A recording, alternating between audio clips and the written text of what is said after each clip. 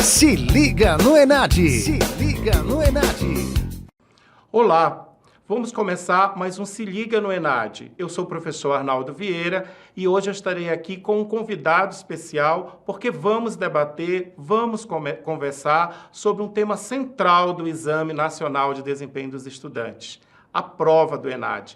Esse momento tão temido por vocês, estudantes, mas tão valioso para entender o quanto vocês desenvolveram as competências exigidas no processo formativo de vocês e como essas competências fizeram a diferença na vida pessoal de vocês.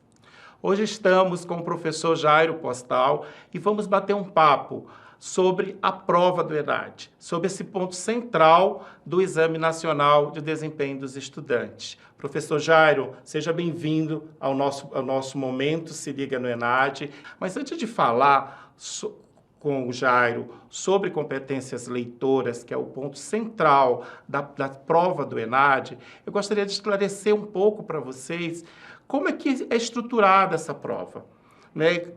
Seja do bacharelado, seja de licenciatura, seja dos cursos de graduação tecnológica, o que está por trás dessa estrutura, né? O que vai acontecer lá no final de outubro, o que vai acontecer lá no final de novembro, quando vocês estiverem à frente, né, desse momento, como eu já falei, importante para a avaliação do desempenho de cada um de vocês. A prova do Enad, ela é composta de 45 questões, mais uma questão discursiva para os cursos de bacharelado e para os cursos de tecnólogo. Para os cursos de licenciatura, são 80 questões objetivas, 80 questões objetivas e uma questão discursiva. Calma, né? Como é que estão os conteúdos? O que vai cair, professor, na prova? Que conteúdos eu devo estudar? A prova do Enad, ela avalia competência.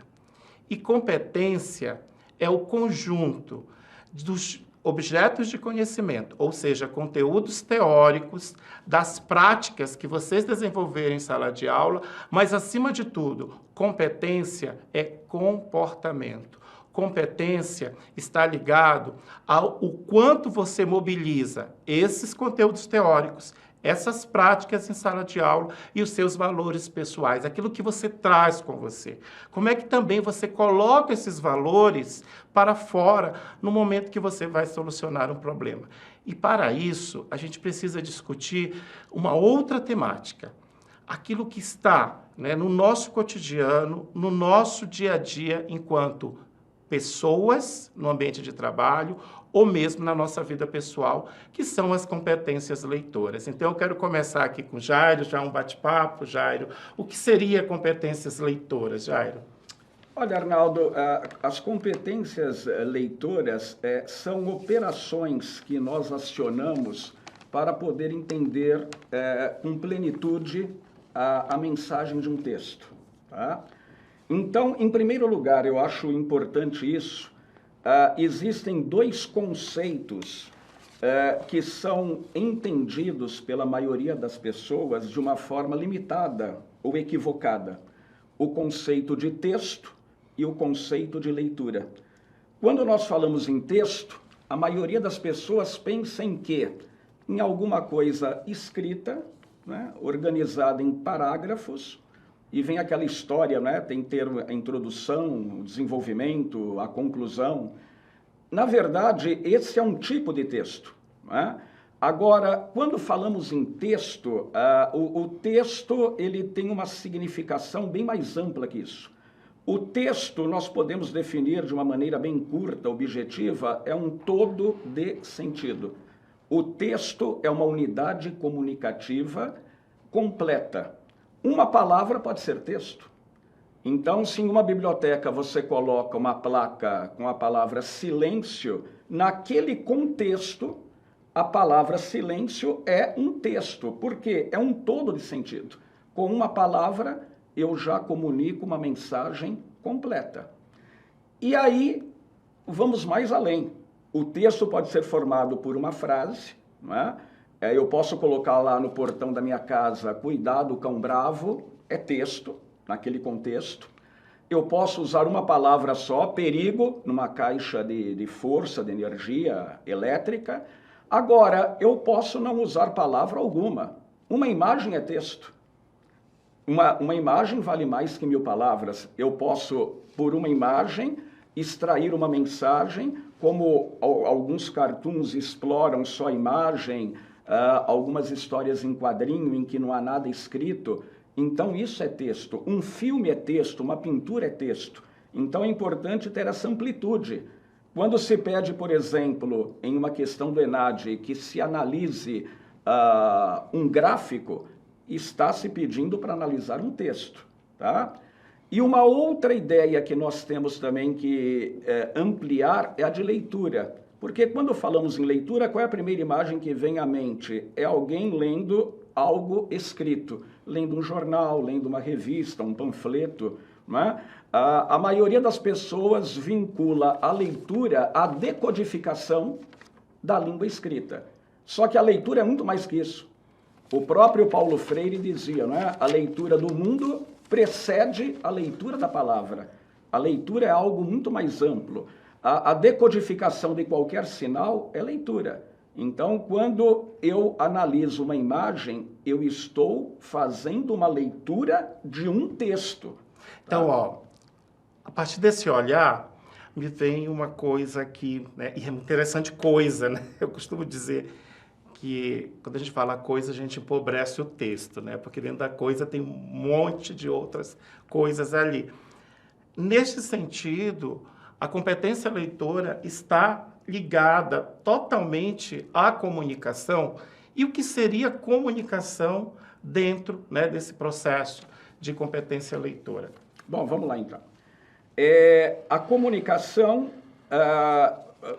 há um especialista, creio eu que seja o maior aqui da América Latina, em comunicação, já falecido, Juan Bordenave. Ele dizia que a comunicação se confunde com a própria vida. O homem, desde que levanta até o momento que vai dormir, ele está passando por processos de comunicação, ou recebendo ou emitindo mensagens, né? Ele até diz que comunicar é um processo tão natural como respirar, caminhar, tá? Então, a comunicação, ela permeia todas as esferas sociais. Então, imaginemos vários microcosmos sociais, não é? A família, a escola, a igreja. A comunicação é a base de tudo. É uma competência essencial? É uma competência, sem dúvida. No ambiente de trabalho, no nosso cotidiano. É por meio da comunicação que nós vendemos, que nós declaramos sentimento, que nós persuadimos, que nós manipulamos. A comunicação é essencial. É impossível pensar em comunicação separada da sociedade, separada do ser humano. Então, assim, né, quando a gente fala de comunicação, a partir do que você me traz da comunicação, pegando algumas temáticas centrais que são, eu nem digo cobradas, mas que são avaliadas enquanto competências, a compreensão dessas temáticas, avaliadas enquanto competências na prova do ENAD, né? Nesse momento do exame do ENAD, né? Que está muito ligada à ciência, tecnologia, né? Está muito ligada ao processo de inovação. Aliás, nos documentos regulatórios do exame, são temáticas centrais, né? Ciência, tecnologia, inovação, e elas dialogam, né, enquanto temáticas entre elas, num processo que, inclusive, é um tipo de competência, né, que está muito ligado ao saber ler, ao saber interpretar, né, codificar informações, né? Então, assim, como essas competências, a competência leitora, né, aliada a essas temáticas, podem, né, dialogar entre elas nesse processo interpretativo? Bom, você citou aí a competência de interpretar, tá? Uma das operações da competência leitora é exatamente a interpretação. Nós temos que fazer uma diferenciação entre a compreensão e a interpretação. O que é compreender um texto? Compreender um texto é entender o que está explícito nele. Mas existe o não dito. Existem informações que estão implícitas, que estão nas chamadas entrelinhas, e aí entra o processo de interpretação. Para eu interpretar, o que é necessário? Em primeiro lugar, o contexto, tá? Fazer inferências. O que é fazer uma inferência? É localizar o não dito, aquilo que está nas entrelinhas, tá? Eu sempre dou um exemplo, né? Há uma tirinha, eu trabalho muito em sala de aula com isso, do Agar, em que a mulher diz para ele, Agar, mamãe vem nos visitar, mas antes ela mandou lhe fazer uma pergunta. Ele, qual? Quando é que você vai viajar? Né? Quando eu leio essa tirinha e entendo qual a pergunta que a mãe fez, eu estou no nível da compreensão. Tá? Então eu vou perguntar, né, quantas personagens há no quadrinho, o que a mãe mandou perguntar, ela quer saber quando é que o genro vai viajar. Agora, eu posso fazer uma inferência disso. Né? Ou seja, a sogra não gosta do genro. Ela não quer ver, isso não está explícito, mas nas entrelinhas eu absorvo isso. Então, nós temos que fazer inferências, aparecem textos em que há mensagens que têm que ser deduzidas pelo próprio contexto, tá? É importante ter uma competência enciclopédica. O que é uma competência enciclopédica? Segundo o linguista francês Dominique Menguenot, a competência enciclopédica é o conjunto de conhecimentos que cada um de nós acumula no decorrer da vida. Aquele conhecimento prévio. Então é óbvio, se eu não tenho conhecimento prévio de um item num texto, eu vou ter dificuldade de compreendê-lo. Né? Eu lembro uma outra tirinha em que do Garfield, em que o dono do Garfield, o tutor do Garfield, diz: hoje estou inspirado. Ele aparece, né, todo paramentado de pintor. Eu quero realizar uma pintura. Por onde eu começo? Aí o Garfield diz: que tal cortar uma orelha? Ninguém vai entender isso se não tiver um conhecimento prévio do cortar orelha do Vincent van Gogh, né? O pintor holandês que decepou uma orelha. Então, se eu não tenho esse conhecimento, essa competência enciclopédica, eu não interpreto e nem compreendo o texto. Agora, Jairo, você traz também, é interessante que você fala, né, que ele precisa entender o Van Gogh, né, que precisa estar... Está muito ligado a repertório, Sim, né, repertório exato. cultural, né, base, repertório cultural. E muitos estudantes, eles o tempo todo, eles se queixam que eles não têm tempo de ler, que não têm tempo de se apropriar de determinados conceitos, determinados autores, né? Devido também a essa vida corrida, trabalho e casa, enfim, estudo, né? Essa é a realidade, né, de 65% dos estudantes universitários no Brasil, estudantes trabalhadores, né? Então, que dica que você dá para esse estudante para que ele possa, né, ter cada vez mais essa capacidade de leitura crítica, de interpretação e de escrita numa avaliação, seja ela do ENAD, seja num concurso público, seja no próprio OAB, seja no próprio CFC, né? Que dica que você dá para esse estudante? Além de buscar repertório cultural. É lógico, Arnaldo. Bom,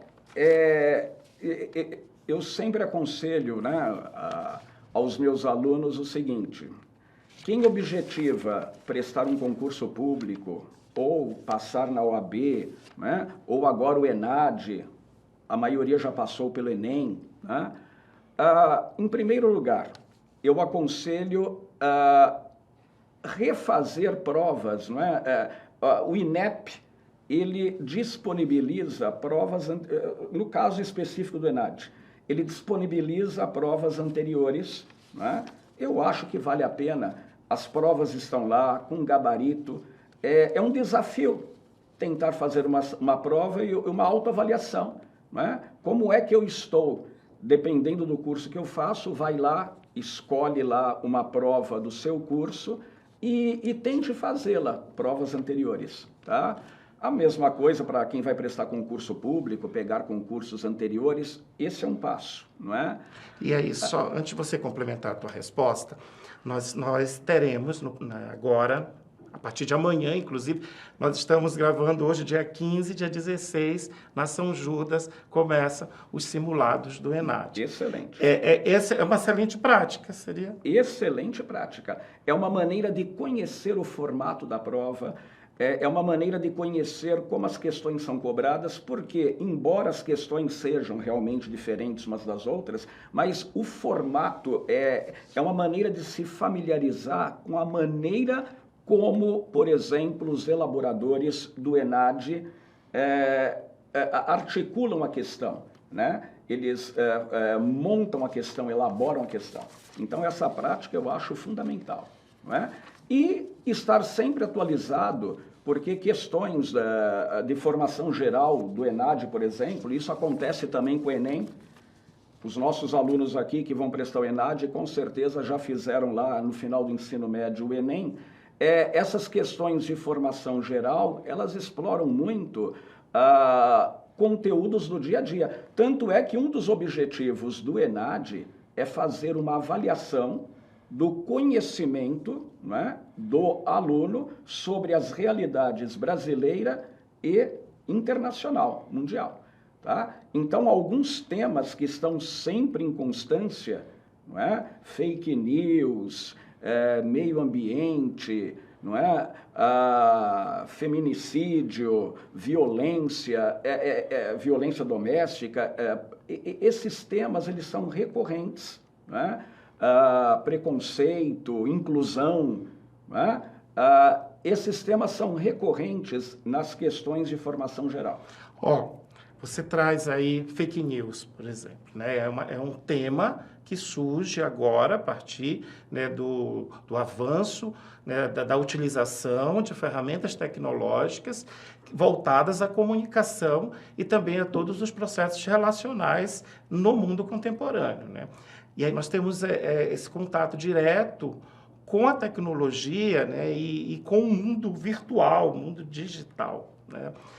Isso é um tipo de inovação, né? E assim, olhando esse mundo digital, né, principalmente esse jovem que já é nativo digital, e todas essas inovações tecnológicas que surgiram, que dica que você dá para esse estudante utilizar, né, ferramentas tecnológicas para ampliar o seu repertório cultural e desenvolver, assim, as suas competências leitoras? Arnaldo, você citou anteriormente o tripé, não é? Ciência, tecnologia e inovação. Elas estão totalmente ligadas, né? Linkadas. A ciência, ela permite a produção de conhecimentos. Olha que interessante, não é? É um conhecimento sistematizado por meio de pesquisas, dados estatísticos. Ora, isso vai exigir o que do leitor?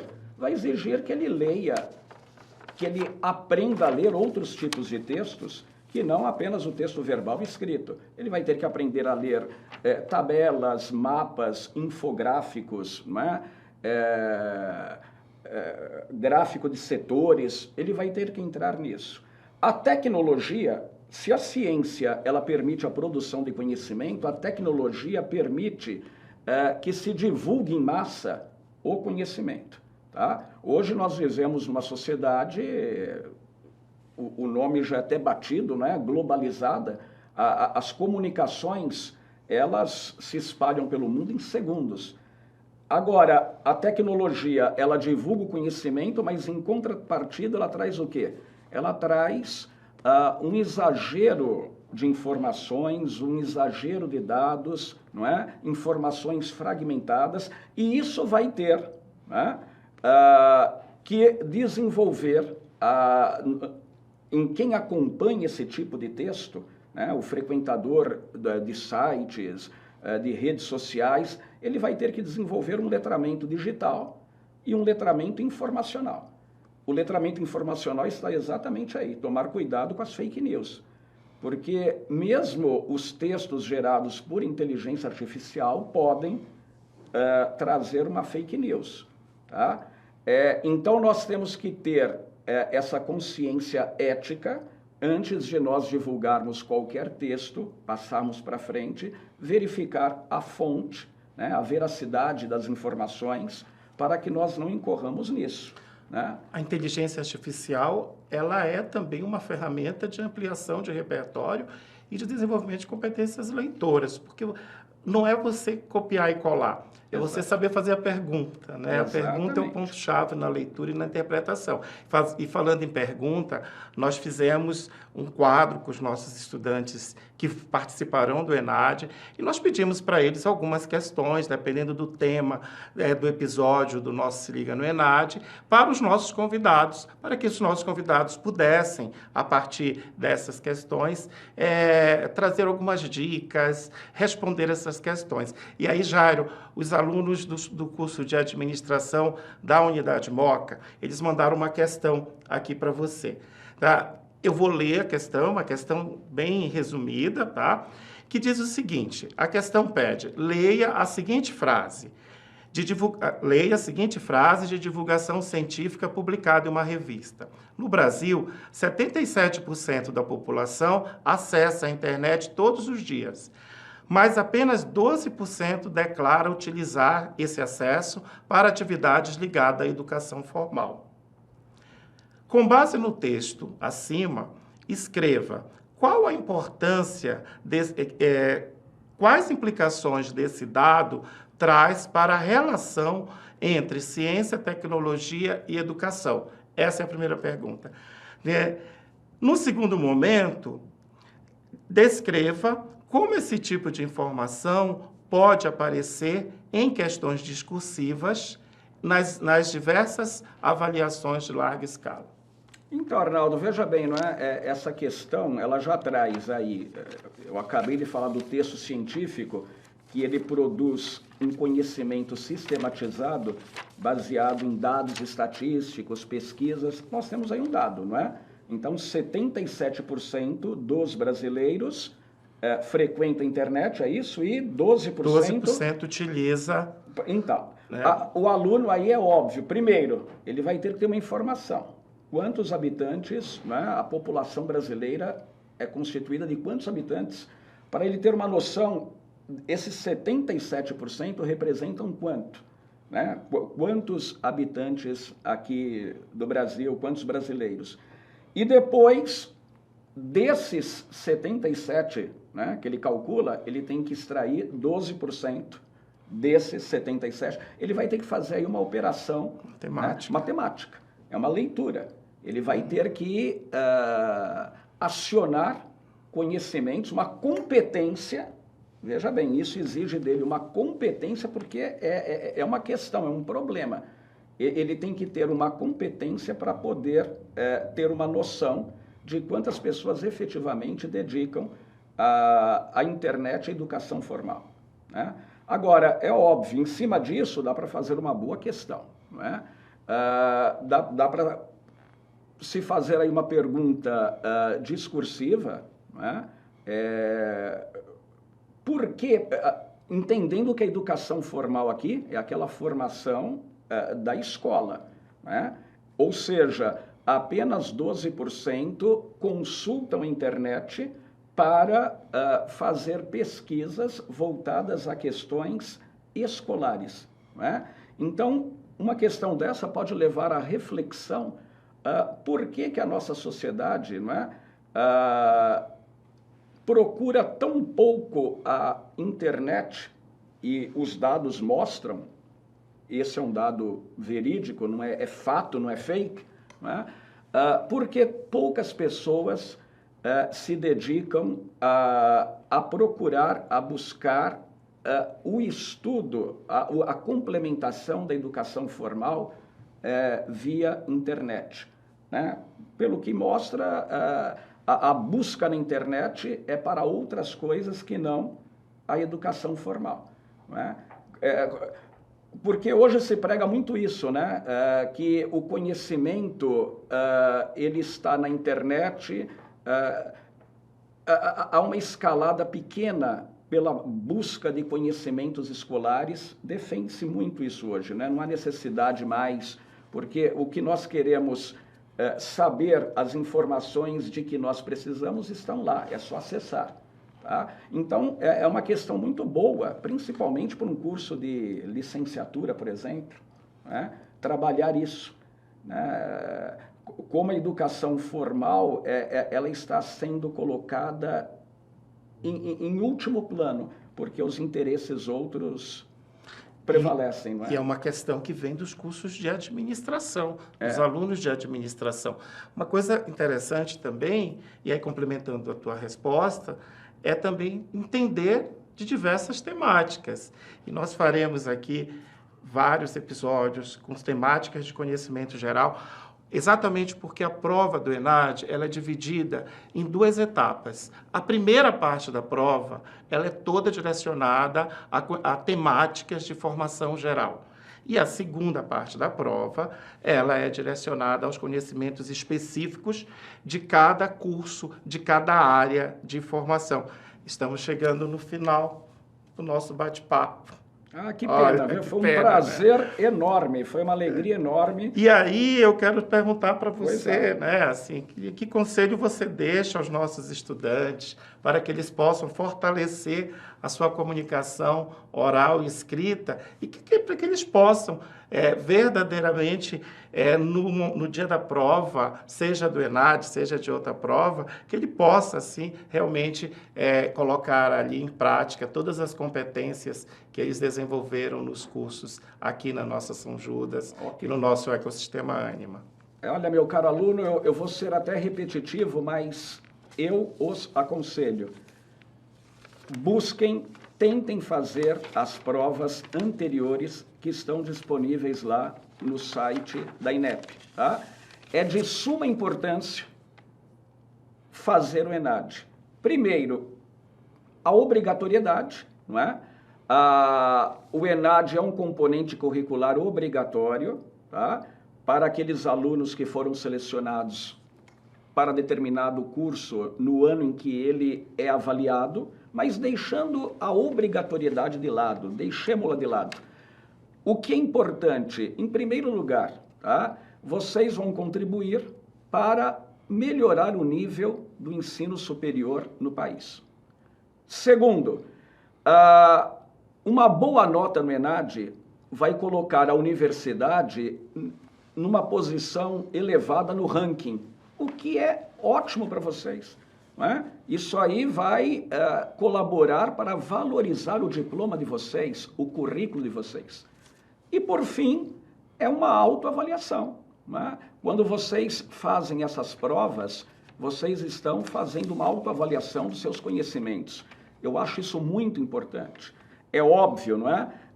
O curso de graduação é longo, não se recupera tudo aquilo que se aprendeu em meses. O estudo tem que ser contínuo, porque hoje o que prevalece é a chamada formação continuada. Não é? Vocês vão se formar, mas não para aqui. Já se foi aquela época, não é? Em que de posse de um diploma já se estava formado, preparado. Hoje a formação é contínua. Tá? Então, vocês têm que conhecer, vocês têm que praticar constantemente o letramento. A alfabetização, ela é finita. A alfabetização é a codificação e a decodificação da escrita. O letramento, não. O letramento, todos nós estamos nos letrando. O que é letrar-se? O que é o letramento? O letramento é ter contato com os mais variados tipos de texto, gêneros discursivos, gêneros textuais. Mesmo na universidade, eu vou fazer uma dissertação de mestrado, é um letramento, é um tipo de texto novo. Há uma tese de doutorado, é um letramento, tá? Uma iniciação científica. Tá? Então, nós temos que nos letrar constantemente, praticar o letramento que vai até o fim da nossa vida. Jairo, muito obrigado. Eu que agradeço, foi um prazer. E hoje, meus queridos alunos, minhas queridas alunas, nós aprendemos sobre competência leitora. Algo central na prova do ENAD, mas não só na prova do ENAD, não, na nossa vida pessoal, no nosso cotidiano, na resolução dos nossos problemas. Esperamos que vocês tenham curtido esse episódio e estejam conosco no próximo episódio, com as próximas temáticas, mas, acima de tudo, que vocês possam praticar a competência leitora enquanto exercício de interpretação do mundo. Um abraço e até o nosso próximo Se Liga no ENAD. Para vocês, uma boa prova.